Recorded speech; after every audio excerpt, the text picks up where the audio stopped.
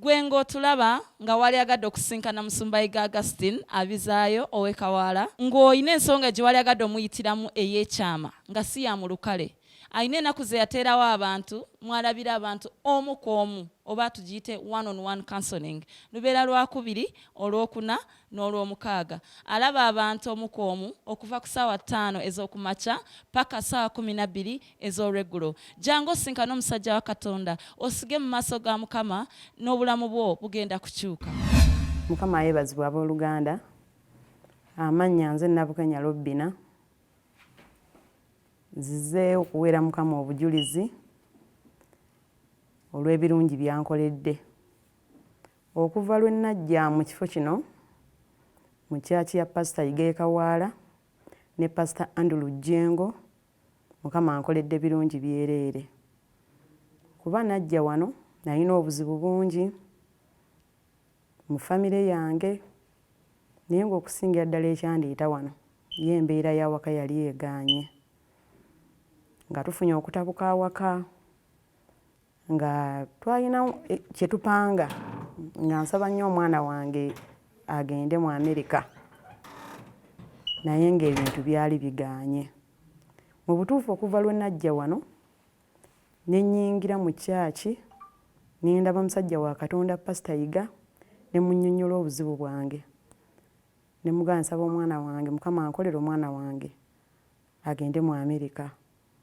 Yaŋŋamba bugambi n'aŋŋamba genda olabe omukono gwa Mukama buli kimu kigenda kutereera. Mu butuufu nzijukira najja wano gwali mwezi gwa 4 ng'ennaku z'omwezi 2/2017. Mu mwezi ogw'omunaana ng'ennaku z'omwezi 8 omwana wange n'afuna visa ya Amerika. Olwagendayo ne bamugamba genda okomewo oginone ku Lwokuna, kuba yagendayo lwali Lwakubiri, Olwokuna bamugamba jangu oginone ayire otambulirewo. Kituufu bwe kyali. Era bwe yataanaatuuka n'atambula n'agenda mu Amerika, buli kimu ne kimutambulira bulungi nnyo bambi. Era nakati wano waali ali bulungi, ali mu mbeera nnungi. Nange buli kimu kyatereera, amaka gange gaatereera, kati tukwatagana bulungi nnyo ne famire yange. Kale n'olwekyo neebaza Katonda olw'ebirungi byankoledde okusinziira mu kifo kino mu kyaki ya Pastor Yiga ne Pastor Jengo Andulu. Neebaza nnyo basajja ba Katonda era neebaza Katonda olw'ebirungi by'abakozesa. Nsaba abongera amafuta ayongere obbakozesa ebyamagero. Gwengo tulaba nga wali agadde okusinkana Musumbayiga Augustine abizaayo ow'Ekawala ng'oyina ensonga gye wali agadde omuyitiramu ey'ekyama nga si ya mu lukale.